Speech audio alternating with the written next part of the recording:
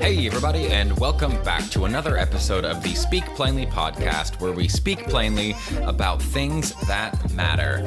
I am your host, Owl Medicine, and today's episode we will be wrapping up the part 1 into now the part 2 of a history of the American medical system. And the part 1 was all about the Flexner Report and how it shaped the American healthcare system.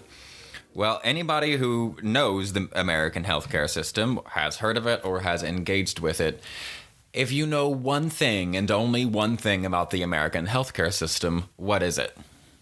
What's the one thing that you know for sure about the American healthcare system?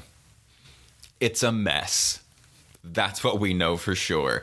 It's a freaking mess.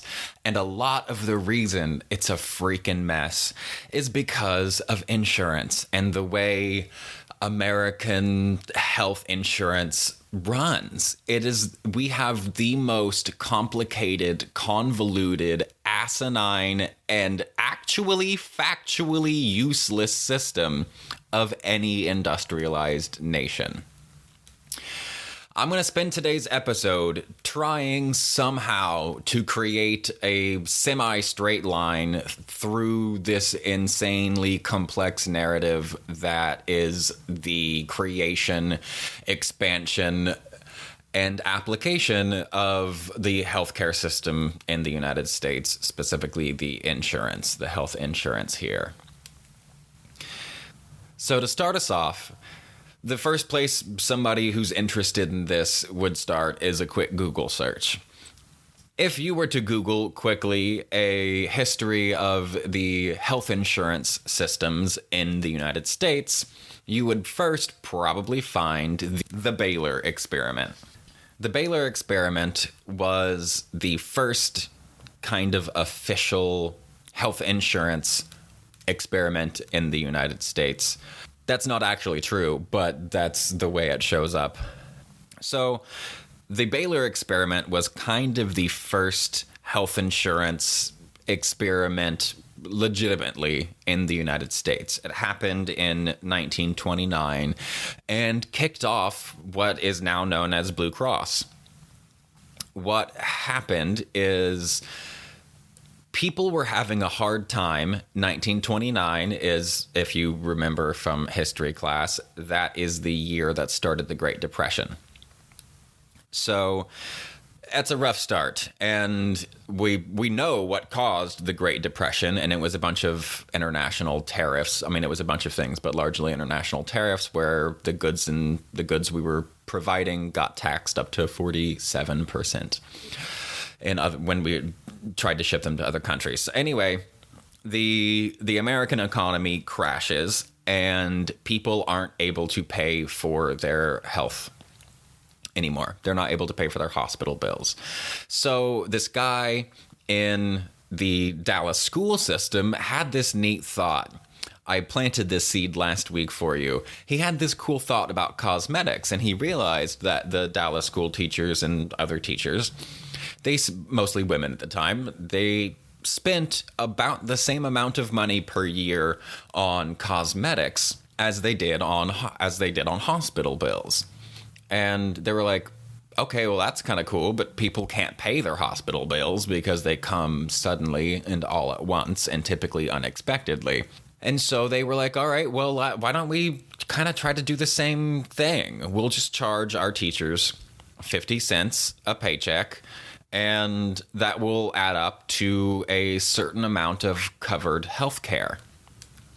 Now, when they tried to create this program, we have to touch back to the American Medical Association. The freaking AMA ruined this as well. They tried to. It still worked out okay, but they really tried to screw this over. They were like, well, actually, you see, we've already started shutting down all of the non-allopathic schools, and we've done a really good job. We have basically created a monopoly in the United States healthcare system that only allopathic providers can be doctors. And our pay has increased by like fivefold by this point. And they want their money. So the AMA said, you can't provide coverage for the doctors or anything that the doctors actually provide. You can only provide health insurance that covers the hospital stay. And that was the first official medical insurance in the United States. Now, like I said, it wasn't actually first health insurance available in the United States, but it was the first health insurance that didn't blur the line with workers' compensation. So prior to the Baylor experiment, there was a form of health insurance provided by employers. So in the United States, we have a couple of kinds of health insurance. You have public health insurance and you have private health insurance. You have the Medicare and Medicaid, which take care of the very young and the very old, the disabled, the infirm. And then you have private health insurances. And then you have employer-paid health insurances. And the employer-paid health insurance was actually the first real health insurance in the United States, and it covered loggers at the turn of the century, and then right around 1900. Loggers in the Pacific Northwest, Washington and Oregon, had a very dangerous job. Lots of people got lots of serious injuries, and they needed to protect those workers. So they started offering health insurance for their workers that covered up to a certain number of weeks of hospitalization and care. So, and that doesn't count as the first official one because it seems like more workman's comp because it's the exact same process. You have an insurance program that is being paid for an incentive or incentivized at least by your employer. But in this case, the employer was also the one creating the high risk. So I guess that's why they don't count it as the first health insurance.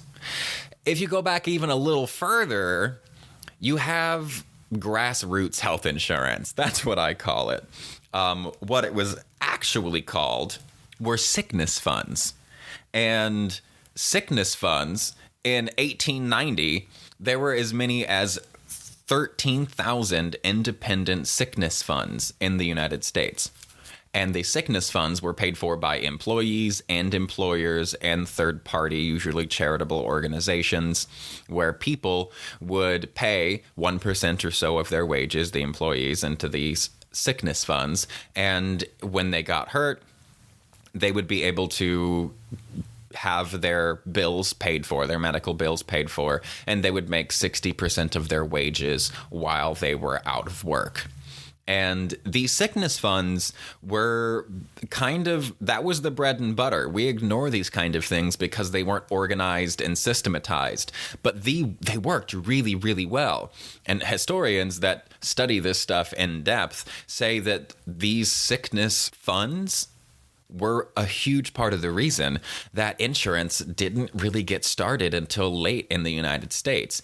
Insurance as a concept had been around for a very long time, for a few hundred years. And it was actually invented because a mathematician realized that if you rolled the dice so many times, that there was a mathematical way to express the likelihood of an event happening or of a number being rolled.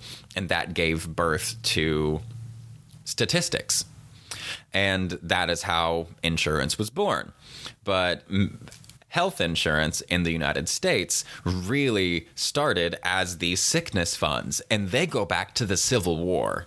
So that, to me, I find really important, because as our government continues to fail us and as our medical systems continue to fail us, we are going to have to depend on each other. And the only thing that we can depend on, as our government has proved, is ourselves and each other. So keep those things in mind. I think these sickness funds are most likely we're going to eventually wind up going back to if we don't get some kind of true national health care in the United States. Now, we have some, right? So I feel like this is a good chance to switch over the discussion to the ACA, the Affordable Care Act, aka Obamacare. Now, Obamacare, I didn't know all that much about it when it happened. I'm like, cool, expanding Medicare and Medicaid, awesome, great. More coverage for more people. That's a good thing, right? Well, in preparation for this, I did a lot more research. And the Affordable Care Act was actually a really, really smart move. They tried to handle the biggest gaps in our health outcomes and our health outcome concerns as a nation. It was not the first, though. We act like it was the first, but politicians have been trying to get America on some kind of national health care program for 100 years now. Multiple people tried it multiple times. Back to FDR and JFK, President Johnson, they all submitted these plans to try to get some kind of care for everybody in the United States. Well, guess who was always there waving their flags going, no, you can't do that, and had the money to back it? The American Medical Association. They've been there every single step of the way. If you do the dive and do the research, you can find the exact programs and protocols that they used to bash what they were calling socialized medicine, especially in the 1960s. So after JFK tried to push a version of national health care, it got pushed again by Johnson, and they tried really hard, they being the AMA, tried really hard to make it not be a thing again. They actually hired Ronald Reagan before he was a president and he was just an actor. They hired him to do a 15-minute advertisement, essentially. You can go online right now on YouTube and find, it's like a 15-minute audio clip from the National Library, saved for posterity's sake, of Ronald Reagan going on and on and on about how taking care of the elderly and the sick is socialism. And if you do this with medicine, then we are, quote, one small step from all the rest of socialism by taking care of the elderly. His response in it, there was actually a thing where he was like, they were trying to expand coverage to everybody over a certain age because it was basically assumed that over a certain age you weren't able to work and that you would need help then paying for medical bills and things. Well, the American Medical Association was very, very much against this because at the time they had sliding scales. Allopathic medicine at the time used pretty much exclusively sliding scale fees. So if you were poor, you paid less. If you had money, then you paid more. And they used that and said that that was their way of, they used the extra money from the rich patients to pay for the cheaper ones, which was probably true.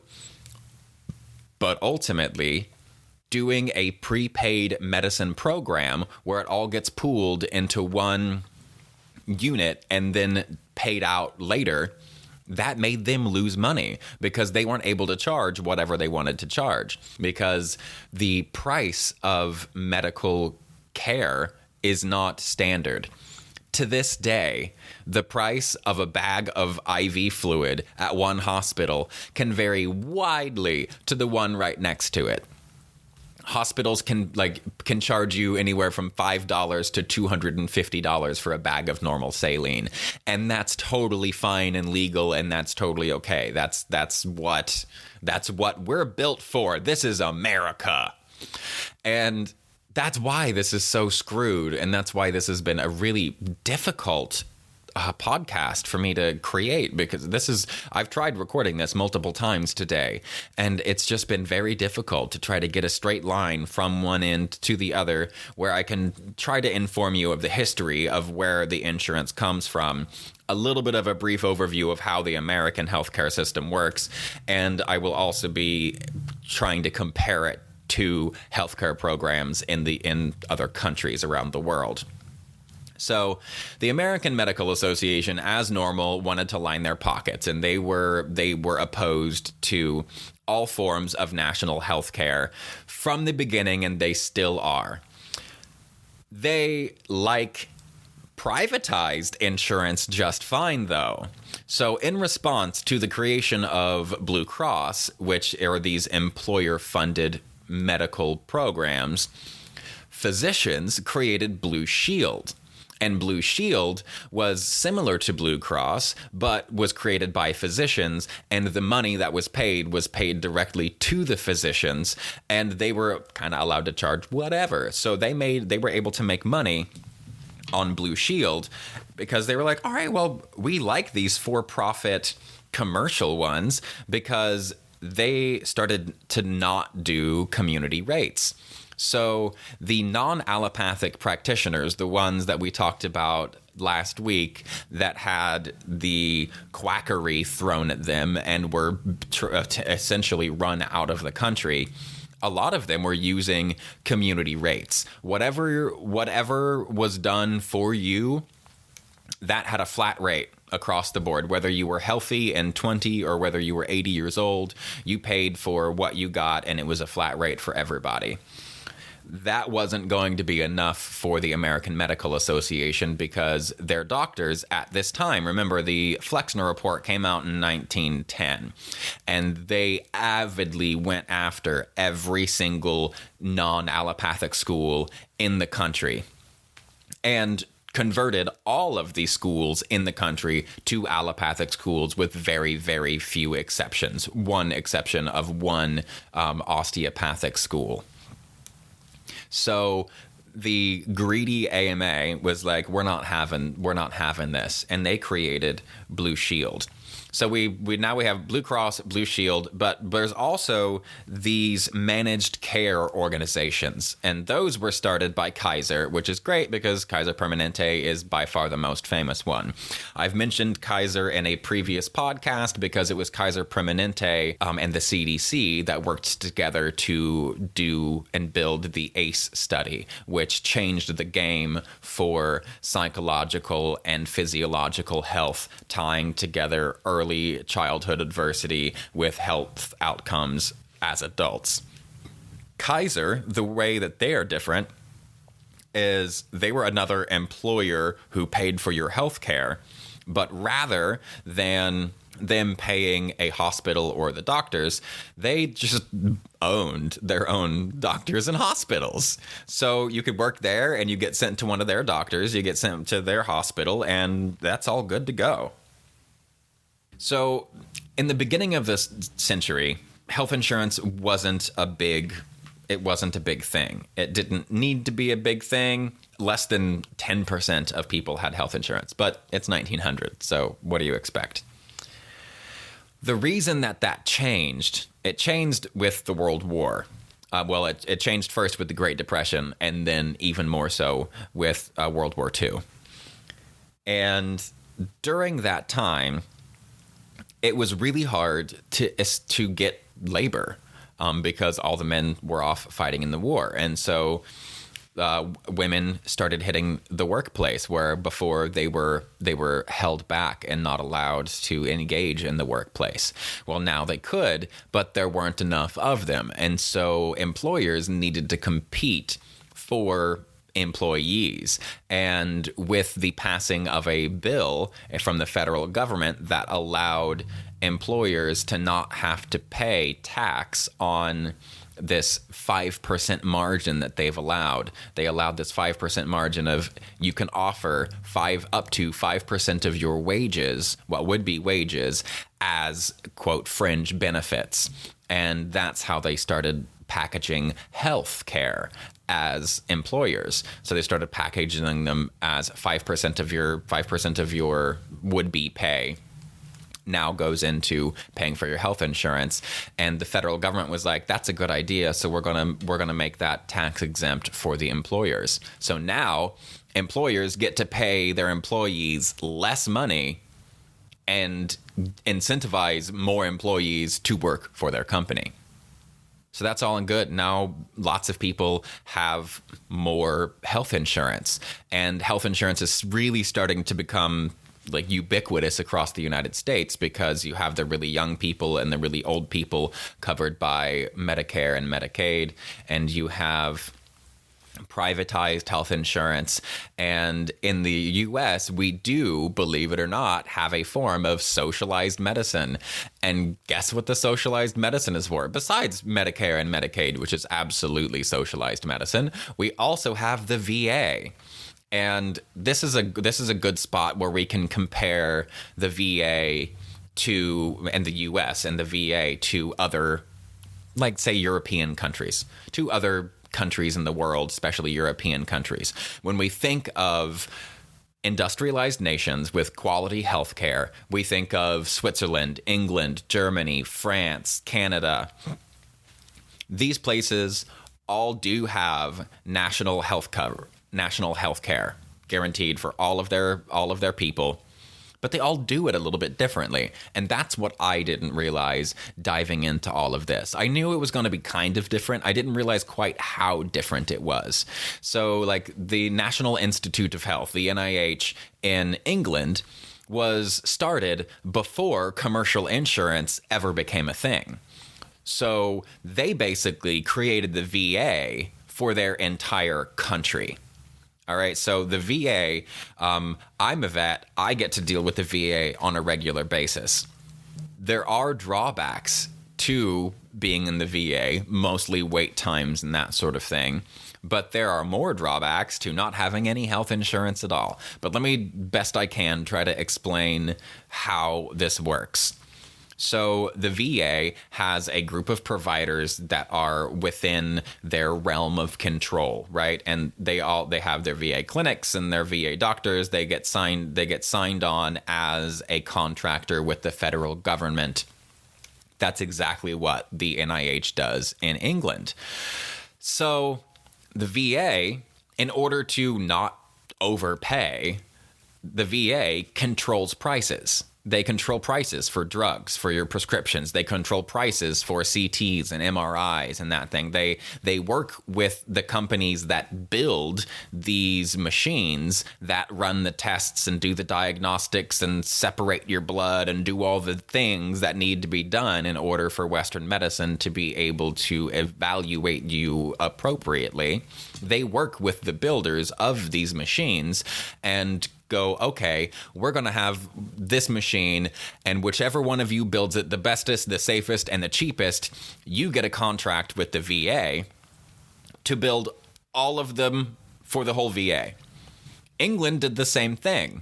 They said they did the same thing, but nationwide with all of their stuff. So if you are a manufacturer of MRI machines, there's only going to be a couple of those kind of in one country, right? And you're going to have to compete to create the best, safest, cheapest version. And then that acts as the baseline for the pricing.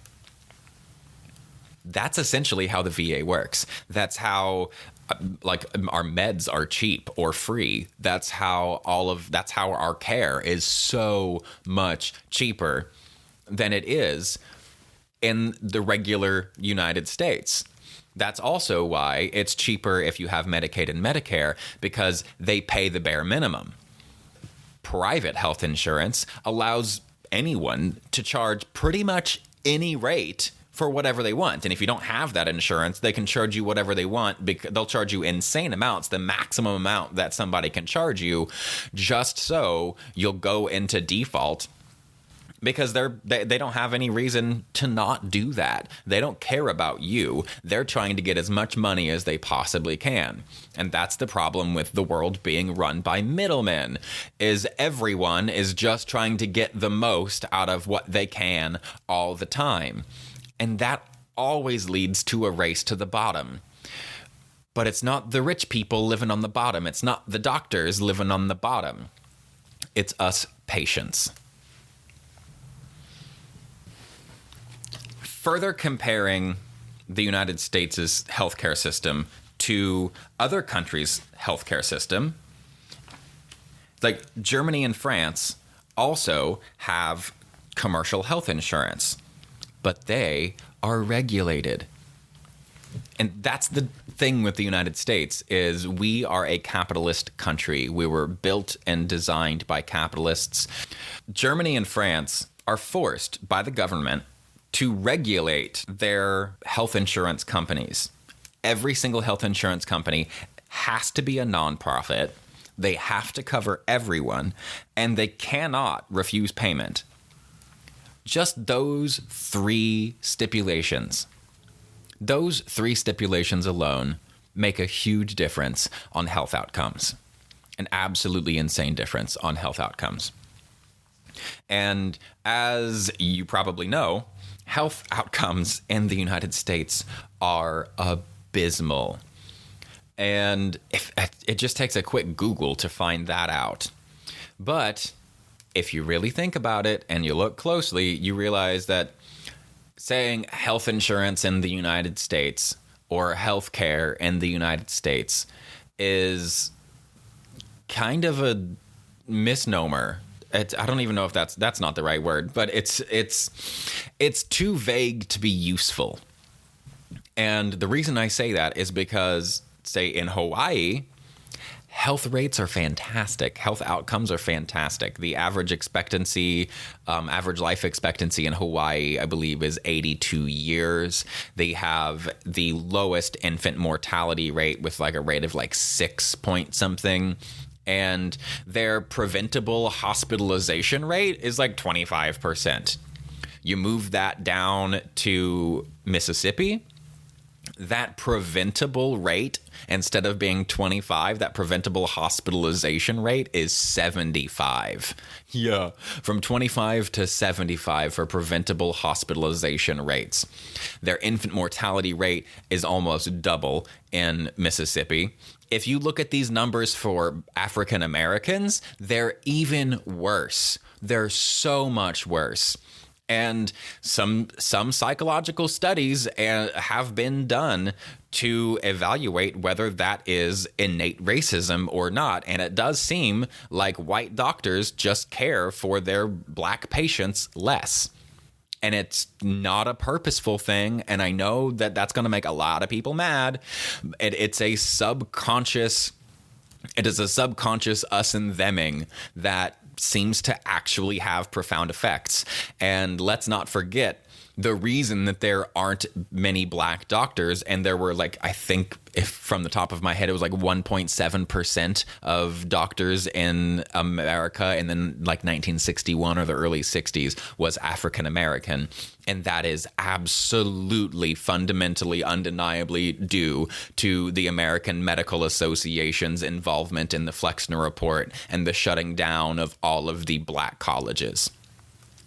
But these rates are awful in a lot of places in the United States. The places that they are awful are the Deep South and places in the Midwest, but especially in the Deep South. And there's a reason for this. So I've mentioned that there have been multiple attempts through the political history of the U.S. to create a nationwide health insurance. Well, Obamacare was the first to kind of do that successfully, besides the creation of Medicare and Medicaid, right? And what Obamacare tried to do, first and foremost, the one problem with all of healthcare that it tried to cover, there are many problems with healthcare, including the fact that we don't regulate costs. That's a huge effing issue to me. And not regulating those costs is one of the biggest things I think we need to deal with. But there are other big issues we need to deal with, like accessibility. And that is exactly what the Affordable Care Act tried to deal with. They went, okay, Medicare and Medicaid have limits to who can be on Medicare and Medicaid. And what the ACA did was go, okay, we can just expand Medicare and Medicaid to try to include more people. And that's what they wanted to do. They offered it to all of the states and offered it to all of the states in a way that they weren't going to have to pay a single dime in order to switch over to this new system. They would eventually have to be paying into it, but it pays back out. That's the whole thing. It's not like you're just paying dollars into, you're throwing money away. You're putting it into a fund and then using that fund however you see fit. They literally said the states could use that money as they saw fit. And they were like, nope, socialism, we're not having it. And Mississippi was one of those places where they said, we're not expanding it. We can't afford it, when it was literally free for them. It was literally free. The federal government agreed to pay 100% of it up to 2020, right? So in 2020, now they have to start paying for like 10% or something. The states do if they waited to switch. So that's exactly what happened. The worst health outcomes in the United States are undeniably in the regions of the United States where there is the least health insurance. And the reason that there is the least health insurance in those places is because Republican governors said no to Obamacare. They were literally given the opportunity to expand coverage for free to everyone in their state. And they hated it. They hated either the program or Obama or Democrats or something enough that they would rather see their constituents die than provide them with health insurance. And that's not a new concept. The American Medical Association has been pushing that exact same narrative for 100 years. It hasn't changed, and it's not going to. So the Affordable Care Act tried really hard to at least expand accessibility, and it did. More Americans are insured now than have ever really been insured before. And our healthcare is good in places where you have healthcare. There are other serious issues, like I mentioned, with African American communities and their care, especially in labor and delivery, but that's a whole nother topic. So I hope that you've gotten some interesting information out of this. I hope that you learned something. There is a way that America can create health insurance for everybody involved. Unfortunately, it's probably going to take a while because the American Medical Association has had a stranglehold on the medical system in the United States for 100 years, and they care about nothing more than they care about the lining of their pockets. So that means, like, in places where health insurance really works well, like in France, they rant and rave about how wonderful their healthcare is. However, the doctors don't make nearly as much money. And that's going to be one of the realities, is doctors in the United States, these spinal surgeons that are making millions, like $500,000 to $1 million a year, are not going to be able to make that anymore. And frankly, they fucking shouldn't. That's disgusting. That is absolutely disgusting in my book. I don't care how long you went to school. I don't care how good you are at it. You are performing life-saving interventions for people. And no, you can't put a price on life, but you can put a little bit of a price on morality. And they have sold theirs down the river as far as I'm concerned. doctors are going to have to make a lot less. And you know what's really messed up about this? Family practice doctors already barely make anything. The doctors that matter most, the ones that we see the most often, that have to be specialists in everything because they're generalists. Family practice docs are already at the bottom of the barrel, and they're the ones that I think should be making just as much as anybody else. Because they had to go to school for 4 years of medical school, as we mentioned, mandated by the Flexner Report, and then a mandation of a certain number of years in residency, a minimum of 3 to 4 years in residency, up to 6 years if you're going to be one of those spinal surgeons or whatever. We're going to have some major overhauls in order for this to be a real impactful event if and when we ever get around to having nationalized health insurance. And I do believe that it's going to happen. We're late on it. They're going to find a way to create some kind of national health insurance program, and I almost guarantee you Anthem will be behind it. Anthem is a subsidiary of Blue Cross Blue Shield. They are I don't know if they're not a subsidiary. So Blue Cross Blue Shield only has one legal office, and then that legal office, basically their job is to sign contracts with other independent companies that then do everything for Blue Cross Blue Shield. And I think there's 36 of those companies right now. And the number one is Anthem. And Anthem is publicly traded. They're worth $90 billion. They're like number 3 in the Fortune 500 company list. And most of Blue Cross Blue Shield, their boundaries are geographical, but Anthem has found a way to have geographical boundaries, but also to fill in the gaps here, there, and everywhere. They've got their money, or they've got their hands in everybody's pocket. So if you want to make some money on this, because they're going to do it anyway, my guess, invest in Anthem. Invest in Anthem now. And it's already worth millions of dollars, or billions of dollars, excuse me. But it will be worth far, far more when they become the primary contracted company that provides health insurance for the entire U.S. Because why would you go with something smaller? If I were the president and I were trying to hire a company to do all of it, I would hire the one who's already doing more than anybody else and doing it well. So that's my last bit of advice.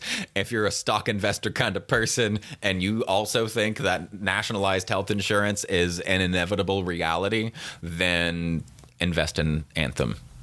And that's what I'm going to sign off with today. I really hope that you enjoyed this. Thanks for hanging out with me. This was a really hard one for me. I get very upset and frustrated getting through this information because there's just so much greed involved.